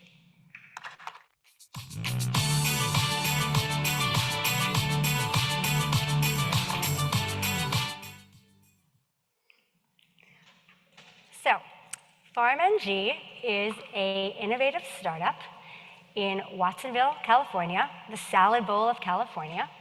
And we make modular, electric, autonomous, robotic tractors. And I'm going to talk to you a little bit more about what that technology is, and also ask a couple of questions around how can we leverage robotics, AI, and a platform approach to build innovative solutions for small farm technology, and how can we accelerate the gap between the problems farmers face and the products we put in the farm. I loved this quote that Secretary Vilsack put in the USDA Research and Science Strategy. The dogmas of the quiet past are inadequate to the stormy present, and our case is new, so we must think anew. And for the past 150 years, our industrial agriculture system has served us well. We have standardized, we have mechanized, and we have commodified. And we've figured out ways to grow food at scale. But as we've heard, our system is stressed. And in order to fix that stress, we need new ways of growing food. And we need to move our system from a more industrial to regenerative approach and an agroecology approach that integrates more diversity and more customization. But to do that, we need different kinds of tools that can allow for customization and diversity. And that's where new tools and technology is where PharmNG is really excited to play. So our vision is thinking about accelerating the restoration of Earth's ecosystems. And our mission is to reinvent agriculture with the capabilities of AI and robotics. And we envision a time when we can do diverse polyculture at scale, when we can do intercropping at scale, because we have the tools and the technology, the AI and the robotics to do it. Think about modular robots and trained neural networks that adapt to diverse conditions, so specialty crops are as scalable as traditional farming. Think about ways that AI can manage the shift from single crop fields to multi-crop fields. So meet the Amiga, and if you haven't already had a chance to meet the Amiga in person, I encourage you to go check out our robot in the Innovation Hall in the back. The Amiga is essentially, think of it like a Lego blocks, a complete set of building blocks for fully autonomous farming. The Amiga has a brain, so it can collaborate with its software. It's got cameras and GPS, so it can see, it can be teleoperated, it can sense, and it has a dashboard where you can control it. It's also connected to the Amiga OS and app ecosystem. So that means that the app ecosystem enables it for fleet management. So instead of just controlling one robot, if you want to control an entire fleet, you're able to. You can control and understand your data. And we've got a very robust SDK community that is building, the SDK and developer community that's building apps on top of our Amiga. So apps that do things like autonomous weeding and soil monitoring. So essentially, you can customize problems and solutions for the robot. So just some examples. We have a number of customers and partners and collaborators and farmer collaborators across the country who are leveraging this technology to make bespoke and custom applications for their problems. Think of it like a Swiss Army knife for your farm. It can be a mower, it can be a seeder, it can be a weeder, it can be a compost sprayer, it can be a compost tea spreader. And we really want to focus on and do focus on collaboration. So working across farmers and researchers and commodity boards to develop new applications. If you have a chance, also talk to Steve Versky at USDA, who is also back there, who can share a little bit more about the research that he's doing. So we talk about technology replacing jobs, but for us, small farm technology doesn't replace farmer jobs. It augments the capabilities of farmers to do regenerative practices. If you've ever spread compost on a small farm, you know it's really hard. You have to take a shovel. It takes a lot of work. It takes a lot of labor. It takes a lot of time. And compost is one of the best regenerative practices, along with spreading compost tea, that you can do for your small farm, but it takes a lot of time. So here we have a customer, Pinkberry Farms. She's using the Amiga. On top of it, it's a compost spreader. And you can see what normally took hours and a lot of labor and a lot of time takes not so much time at all. As I mentioned before, we're thinking about how do we think about these farmer challenges and how do we accelerate and speed up the process of research to farm application to products in the field. And we have a number of different ways that we're doing this. First is that we need technology-farmer collaboration. This is an example of a beneficial bug spreader application. So we know for regenerative farming, the move away from pesticides to doing more regenerative practices like adding beneficial bugs, we're building this technology for it. On this side of me, I guess you can see that we've prototyped it. So in our facilities, we've got 3D printers, we've got pick-and-place robots to make bespoke circuitry, so we can do all the prototyping on site. We also have the capacity to fabricate and iterate. We've got CNC machines, we've got mills, we've got laser cutters, so we can do all the fabrication to prototype, and this is a picture of this fabrication of this multi-bed bug spreader right here. I walked into my office the other day and saw the initial prototype of this piece for the hopper, and I was so excited. And beyond that, beyond just fabricating, we have to actually check what's happening in the field. So we're bringing the prototypes to the fields, we're testing them on the fields, we're collaborating with farmers to iterate, and then we can turn them into full-scale production machines, speeding up the process of moving from research to commercialization. This is just one problem we're trying to solve. There are many problems, and we've heard some of them today. And so one of the ways we're accelerating, and it's interesting that there's a challenge and dual challenges, but one of the ways that we've been accelerating innovation is we've been thinking about, we've launched, in 2022, we launched with the University of California Agricultural and Natural Resources and APHIS, a farm robotics challenge, where you develop a novel farm robot to perform or automate an essential farm function applicable to a farm type and problem. And so you can take autonomy, you can use AI with visual sensing, and you can build attachments to solve very bespoke challenges for a farm, for a farmer, or for a particular type of problem. And some of those solutions that I showed you previously were developed by our student teams, and our student teams have gone on to commercialize, to start their own businesses. It's a workforce development opportunity. We've hired some of them. We've got already a number of participating universities across the country, and the call to action is this. If you are interested in collaborating, if you are a university that wants to participate, if you are a researcher or a farmer who has a problem that you're solving and you're looking to find ways to move more quickly from your problem to a prototype to on-farm applications, come talk to us. And thank you very much.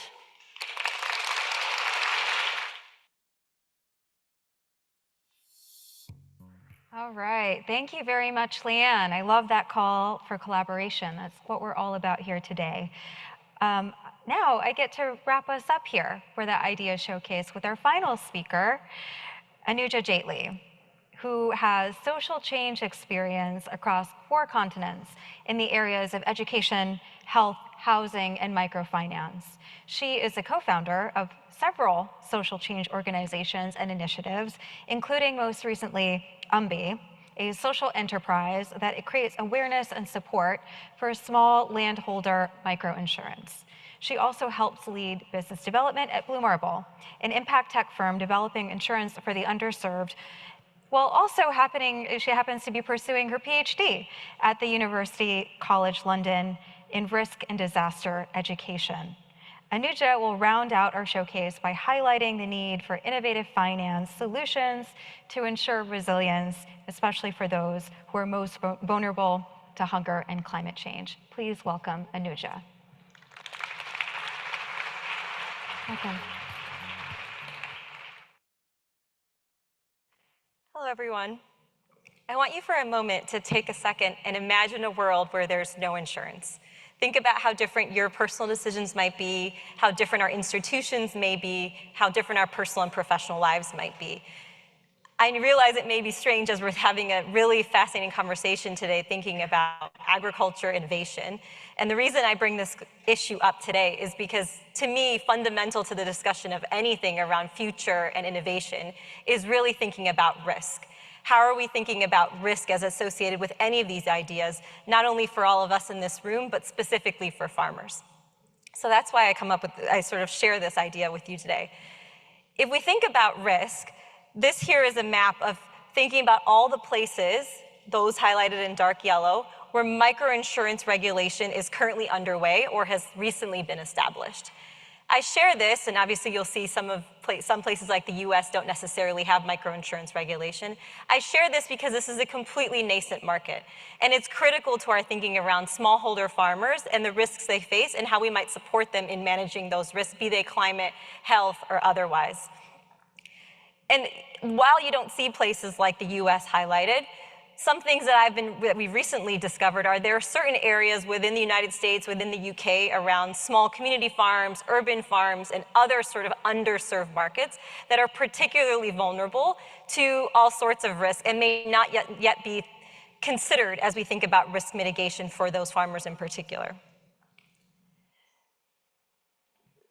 So thinking about those solutions, I today wanted to speak primarily about crop insurance, which is the focus of all of my work across many different sectors as has been recently shared.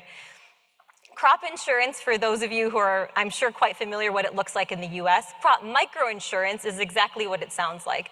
A micro version in terms of scope of the insurance, a micro version in terms of the size of the premium, and a micro version of the payout. As many of us are aware, and if we think about smallholder farmers, I particularly work in emerging economies, parts of Asia, Africa, Latin America, where if you think about what happens to a farmer when they don't have insurance, right? The natural inclination is they sell off assets, they borrow unsustainably, they reduce consumption. To me, this is critical to our conversation when we're thinking about ecosystems, agriculture ecosystems. This is relevant in the United States as well as overseas. If we're thinking about access to nutrition, access to nutritious food, and access to sustainability for all of our farmers, we need to think about how risk is essential to the entire process of their innovation and adaptation. One thing I wanted to point out here is that we think often about insurance as how do we make sure things don't get worse than they are right now, right? How do we keep a status quo, especially when we think about farmers and all of the climate risks they face? But one of the things that I think is really critical to the idea of insurance and risk is how do we leverage that risk? If you and I think about how we use our insurance, we have that insurance, therefore we're willing to take new risks. We feel we have the capacity to try something new. And in this conversation, where we're having such exciting discussions about what farmers can and will try, I think it's really interesting to think about how having insurance or some sort of risk mitigation system, not only insurance, there are many, including so many interesting climate adaptation strategies, having that allows a farmer to now dream, to thrive, to do things that they wouldn't have otherwise considered. And so I bring up that conversation only because to me, insurance is not just to survive, or any type of risk mitigation isn't just to survive, but is particularly critical to thrive. And so that's why I bring up this topic. I wanted to take a few minutes and share a few examples of my work, just to give you a color commentary on what this looks like. As was mentioned just a few minutes ago, I run a social enterprise. It's called UMBI. UMBI is a sort of insurance social enterprise. The idea for UMBI is that we're a sort of product for purpose brand. We sell umbrellas, actual rain umbrellas, which are a symbolic orientation to the idea of protection. The idea is you're protecting yourself in rain. It has sort of a Be Sunshine logo, very much a play on weather. But the idea is that you're protecting yourself and someone else at the same time. So each umbrella provides the premium subsidy for a family that can't afford their insurance, mostly in parts of the in emerging markets, given the price point of our umbrella, usually for women farmers. The idea here was not only to raise money for insurance and risk mitigation strategies, which is close to my heart, but also to raise awareness for why risk mitigation is a critical piece of the story. When we think about financial inclusion, we often think about savings and lending, which are very critical, but we often sometimes forget insurance as being a really critical tool that maybe many of us in this room use as a way to think about how we might progress along the sort of value chain of whatever we're trying to achieve. One other thing I want to mention, and what was sort of key to this discussion, I know it was mentioned earlier, the idea of pulling people from other industries into agriculture. I come from a background in education. I never imagined myself in agriculture. But what was critical to me is solving these issues of risk and risk mitigation and kind of concern are key to the other things that we think about, whether they be education, housing, things that often for a smallholder farmer are like luxurious things to think about until we've covered basic risk. So to me, this idea of risk mitigation is in service of something I like to think of as generational wealth. We often think about generational wealth for a certain income bracket in a certain way, but that applies to farmers too. How are we making sure that they do not fall into what I consider the poverty cycle, which is what you saw earlier, this idea that if you don't have insurance, you constantly are at risk of falling below the poverty line because something unexpected happens.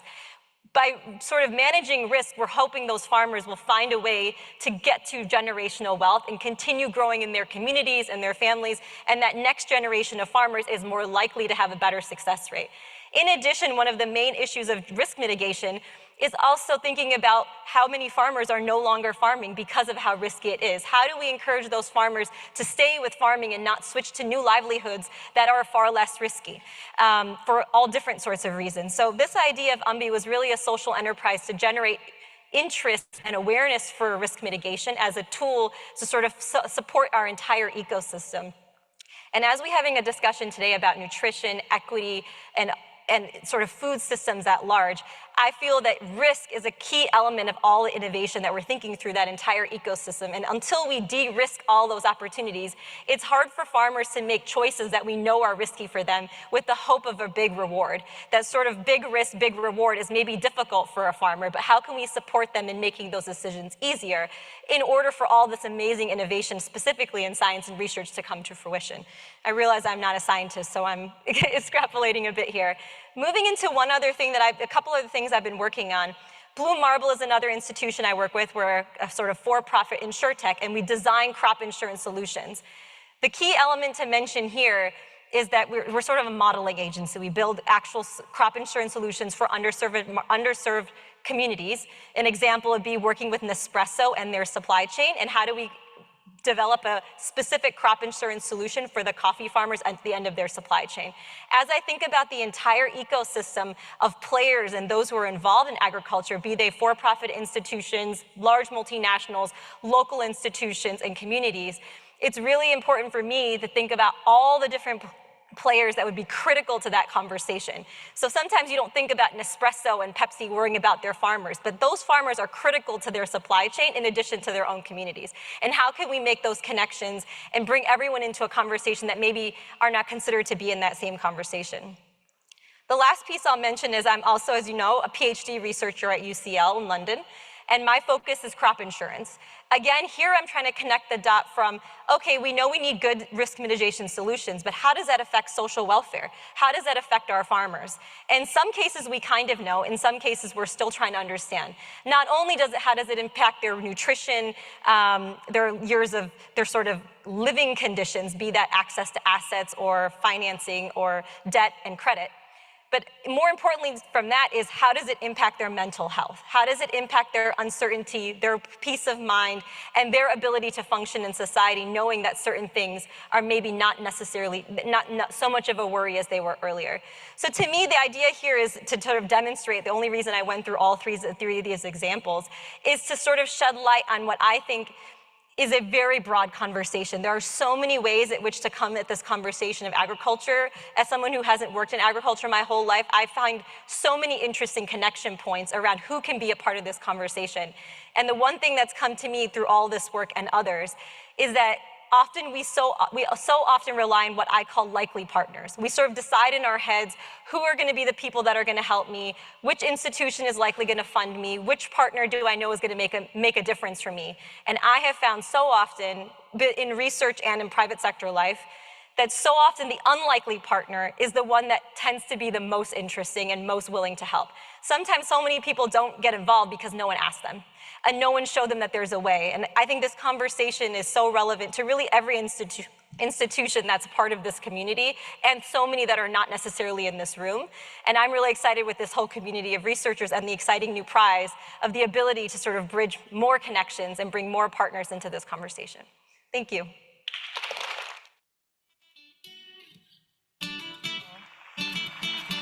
All right. Wow. Well, thank you very much to Anuja and all of our Ideas Showcase speakers for giving us a taste of what is on really the cutting edge of agriculture, technology, innovation, and finance. And I hope that you all are a little inspired, maybe thinking a little bit differently about what's possible and what it might take to take ideas like these and so many others that we didn't have time to showcase today to the next level in support of a more nourished planet and, of course, our communities and our farmers. And I want to take a moment to say thank you to those folks who have joined us on the live stream at usda.gov/livestream. This now concludes our official virtual programming for the day. So thank you all for joining. And now we get to do something entirely different. All right, you ready? Okay, I like that. I know, I wish we had time for more dialogue and questions and more talks, as I mentioned, but I have to transition us to the final session of our program today, one that will delight your ears and your taste buds. We told you that today's event is a bit different than your usual agriculture, government, or science symposium, because to meet this unique moment we're in, we need to converge in new ways. And I'd argue, and while we also know that while investments in research and development are critical to our future, truly nothing, as the Undersecretary said, nothing is more important than translating our research, our science, our knowledge